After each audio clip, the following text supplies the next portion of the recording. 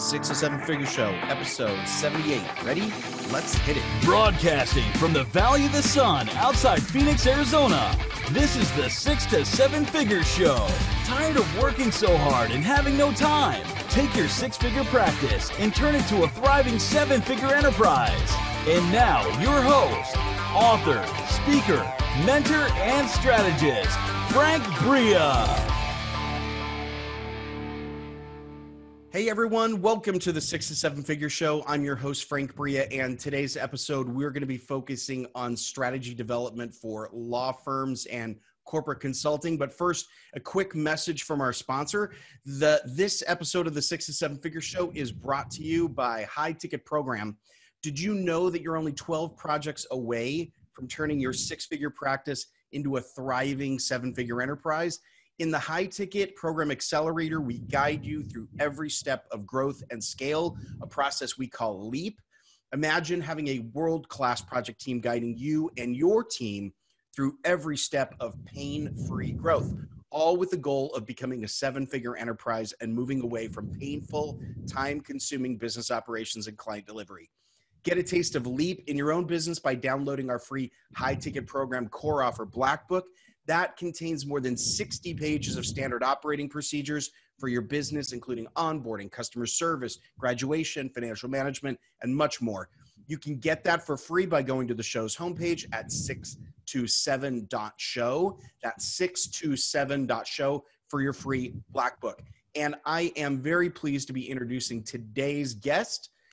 His name is João Teixeira, and he has achieved extensive experience 20 years as a consultant and business developer in a wide range of sectors and industries. He now operates with value management consulting services for all kinds of legal firms to legal departments in public, private, and state-owned organizations, including banking and financial services.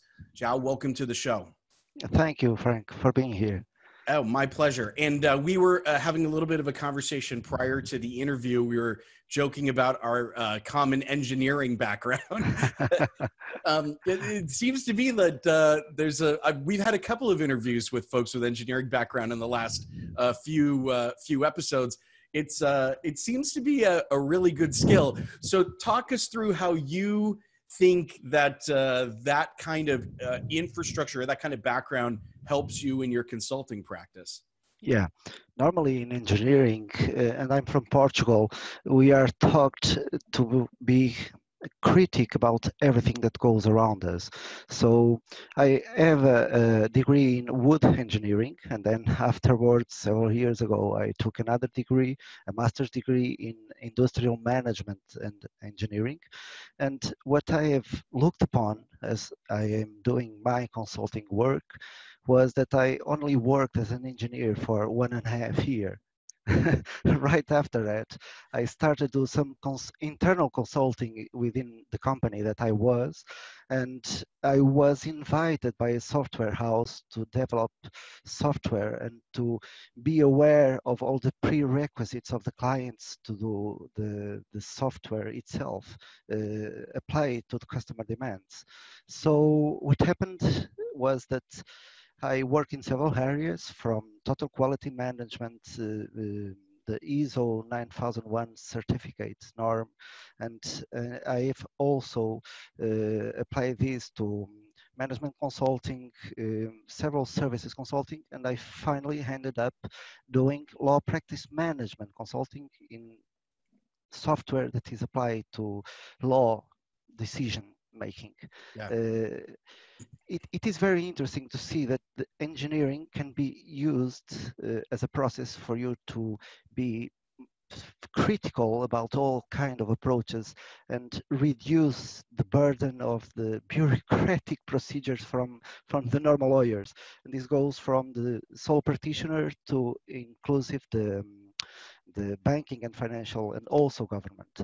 We apply several metrics and several KPIs during the consulting procedure, and we normally do business user cases so that the clients can follow up the procedures in a more efficient and productive way.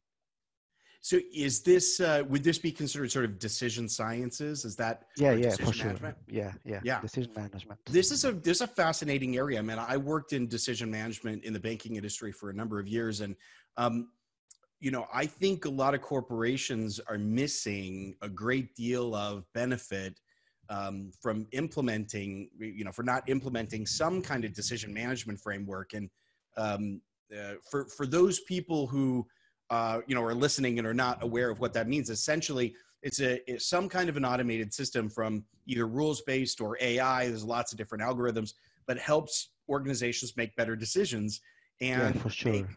decisions which are aligned with their strategic objectives rather than, today I feel like, doing such and such. And it creates consistency in organizations. Do you find that as you're working with law practices specifically, is the practice management, is that more of a revenue item or an expense saving item for those practices? More revenue items seen by the lawyer, but expensive items seen by us doing consulting. Okay. We break the norm because we apply both within our software. We normally tell our clients that they have to look upon a binomial factor, cost hour, the rate per cost hour, and the rate of the value hour that has to be applied for the lawyer to be producing time, producing and factoring. This because the lawyer itself has only one active ingredient to be able to be payable, and that is time. It is not Right. experience. It is not fluxes, diagrams, procedures. It is time. 24 hours a day, Right. and they can only produce faster or slower. Normally, when we do consulting, we try to increase the productive abilities of the lawyer, of the organization itself. And I am very proud to say that while applying law decision making software to the organizations, we normally apply from 40 to 42% increases in productivity. Wow. Yeah, Yeah, yeah, that's pretty significant. yeah, it That is. there is something about the mathematical or whatever you want to call it, algorithmic decision making pieces that create productivity that a real human being I don't think could really do. I remember working a number of years ago with a software company that was working in the banking space, and they were using this kind of algorithmic decision making to increase profitability in price setting. And the conventional wisdom, I guess, was people were like, well, experienced people can make good decisions. They don't need machines. And this particular software, the CEO of this particular software company, he always would walk into a conference room and make a bet with anyone in the room that they could outwit his algorithm. He's like, I will buy dinner for everybody in the room if you guys can even come within 10% of what the computer can do, and no one ever could. There's Yeah, too many, Frank, too many I'm moving all for parts it. for a human being to figure out. So, I'm all for it. I can also bet that I'm way over 10%. yeah, yeah, Normally, our clients, what they look upon is that they lack several metrics to manage the business. And this is only accomplished by a solution that is sure, straightforward and giving mathematical metrics for them. right. Now, are you doing a lot of consulting upfront to help organizations figure out what their strategy should even be? I mean, one of the things that I saw when I was in this space was that most organizations thought they were using metrics to make decisions, but they didn't even really have a good definition of what success Yeah, looked like to them. Is that a big part of your practice as that well? is very big. I normally we have about 80 80% of our consulting practice is driving the customers forward, the kind of tools that they have to use. Only 20% of the consulting is operational. And this is kind of odd. Normally, the client doesn't know exactly the metrics that they need to operate the business. And this is odd because we're talking about banking, financial, government, and Yeah. several high uh, impact law firms that are in the market. And when they are focus within their problem, within their metrics. They are not looking inside the organization itself. Yeah. They are looking only and focusing on the problem. Normally, when we enter as an outside person, just right, this is exactly just what you do, Frank. When you enter as an outside person doing consulting, we are able to see the whole picture and direct Right. the the directors of the company, banking, financial, to what is more important than that single problem. And Yeah. that is why the metrics are for. And Yeah. that is 80% of consulting, normally 20% of operational consulting. That, and again, you've identified one of the magics of or magic things about corporate consulting is depending on the organization. In fact, I was talking to a very large Fortune 500 company just a few days ago, and they were saying, you know, they're trying to solve a problem internally, which they kind of know the answer to. They could use a little bit of help, but frankly, they want to bring outside people in because like half the organization won't even believe anyone internally. They need someone from outside to come in and tell them what to do. Normally, what happens is that when you do the consulting that drives the customer forward, you end up being the policeman. Yeah, that's true. That's a great metaphor. So there's a lot of consultants who are listening to this who do a lot of corporate work, and there's a common theme that's a challenge for a lot of consultants that I think you guys have tackled because you've been really successful going to market with this, that I'd like to talk about. And that's you are fundamentally, your solution is complicated. I mean, Yeah. you know what I mean? In the end, it's a complicated thing to explain, and complicated things are hard to sell. So what are you finding is the positioning that works for you to communicate the benefit of this very complicated solution? What kinds of things are working for you in terms of messaging? Yeah, and normally we have two core business in our company. One is law practice management software, and another is digital marketing. So Okay. it is kind of easy for us to direct marketing for our customers. And we do it in a way that normally it is the customer itself that provides value. Okay. It is very important that the client knows the added value of the consulting that we do and that the software offers. But Mm-hmm. more important than that is that we have to have the client's reference in order to be successful in our strategy of communication, direct marketing for the clients. And this is an odd area to work. When you are trying to work in law practice management, normally it is not you that look upon the clients, it is the clients that want to look upon the best consultants in the market to work with. Yeah. And we are perceived in our company, and I am fortunate to say that we are perceived as consultants with a very high degree of added value. And so we do not have great problems contacting clients, and Yeah. normally it is the clients that contact us. We are fully booked Good. normally That's great. for 3 months, and it is quite a challenge. It is quite a Yeah. challenge. Well, and so, I mean, clearly your reputation makes the whole thing a lot easier when you've got a good Yeah, reputation and thank then you. you have inbound requests. Did you push through that challenge as you were starting, as you were growing, of trying to communicate what you do? Because I think a lot of people, and it doesn't even have to be as complicated as decision sciences, as industrial engineering.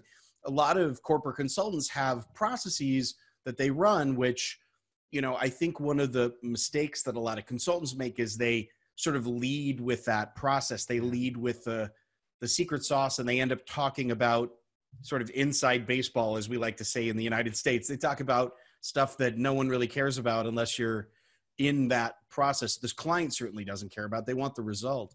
Yeah, yeah. Did you have to kind of push through that to build the reputation that you have today? Let me quote Jocko Willink. You have to go get some. You have to grind it off. It is no chance at all. You have to grind it off. Yeah. The beginning was very tough.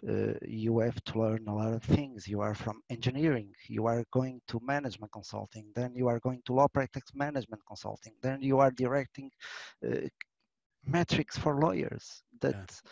normally should know exactly what they do. You have to commit your full time to it. There is no escape.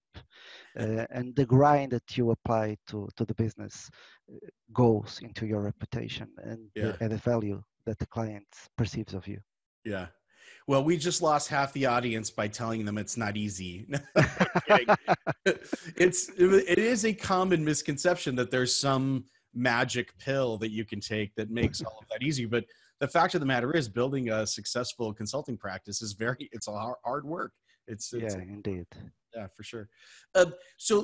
Let's turn the attention a little bit to the kind of work that you do, Mhm. because you're providing a solution that's sort of surrounding a software practice.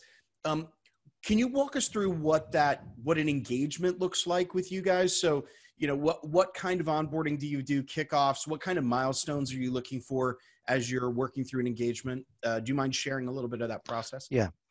Normally, we are contacted by the client itself, either due to several word of mouth within the several sectors of law practice, and also due to the several uh,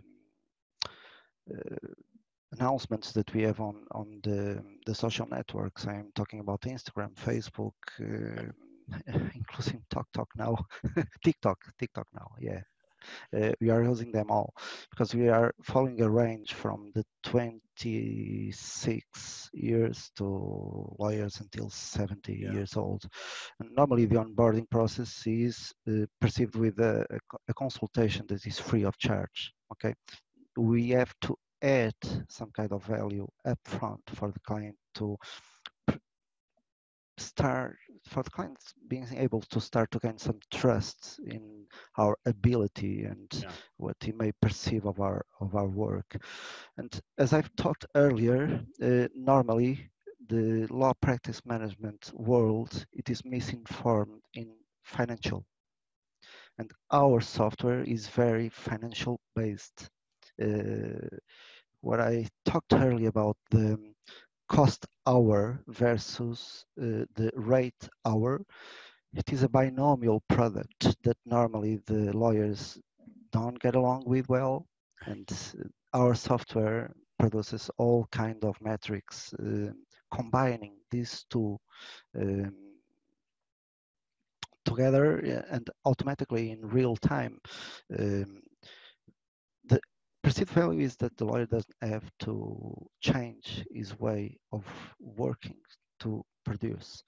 Um, the onboarding process that we offer, it is an integration with Outlook, Word, the normal tools that the lawyer needs and works, and that track the time in an automatic matter for the lawyer to be able to tell himself, okay, this is exactly the produced time that I have. And then when he will have to dictate objectives to his company, to his institution, he will be able to direct the productive time, and he can translate that to the time that will be billed to the customer. When we are talking about banking or financial, you are able to have objectives directed to the productive expected time to several kinds of process. And this has a framework and a checklist that is introduced within the system in order to be able to sort out who is the greatest player inside the organization or not. Um, this is all about consulting. Over here, we are talking about consulting. The first Right. consulting is giving added value, the binomial product of the financial adjustment of the costs for the client, possible costs for billing if we're talking about a law firm, and this perceived value gives us the opportunity to present the software for the client. Normally, we do a business user case that directs all the questions and all the metrics that the client is not looking upon when we Yeah. are talking to them. And afterwards, we do a demonstration of our software if this applies to the customer itself. Then we follow up within the requisites to develop specific kinds of reports, metrics, diagram, faxes, everything. Yeah. Yeah. So, It is a very straightforward process. It is so add value, trust, and deliver. Yeah, I was going to say that it just kind of taking it up one level as applicable to a lot of different consulting practices. I think it's interesting, first of all, that you're doing the free consultation to add value at the beginning of the process. I think that's important. A lot of consulting companies are starting to move away from that now, or are afraid that they're kind of giving away too much in that first piece. But I think that's a critical first area.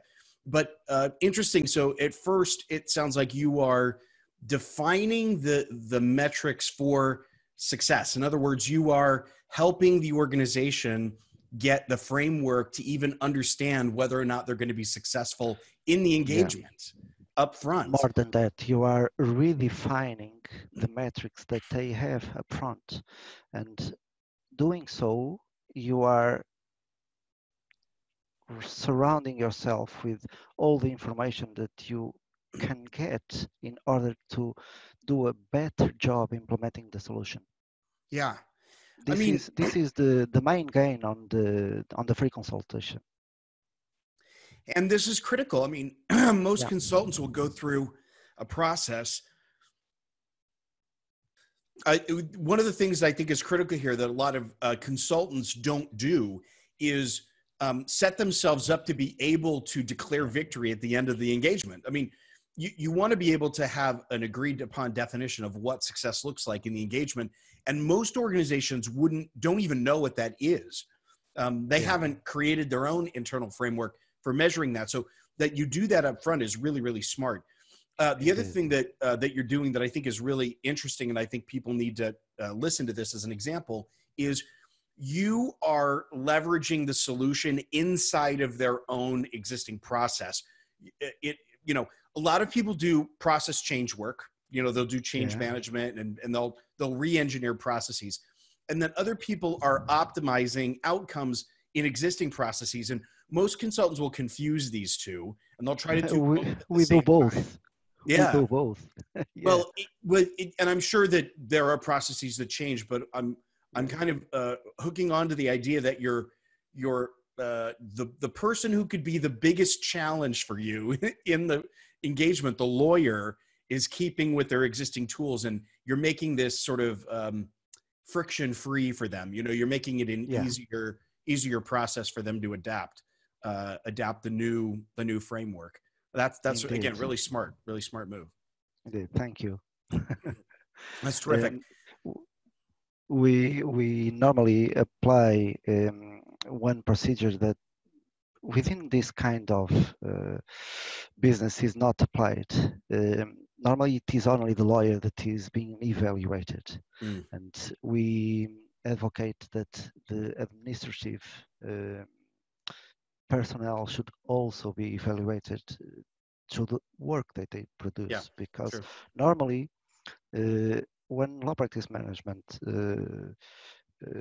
what our law practice management software does, and our consulting does also, is being able to tell a law firm and also government and banking and financial that they are losing money if they don't consider the administrative personnel that is working for them, because normally this encompasses for 18 to 20% of the work done. They disconsider the total amount of time produced and the costs associated with it. And we have to be quite direct in this. It is a financial matter. At the end of the day, we want to have money in the bank. Right. Yeah, of course. That's again, you're coming back to this idea that at the end of the day, this is a financial transaction for the organization you're working for. Even though there's complex mathematics and things like that, and engineering and process work and revamping of metrics going on in the background, at the end of the day, they're just trying to make more money. That's great stuff.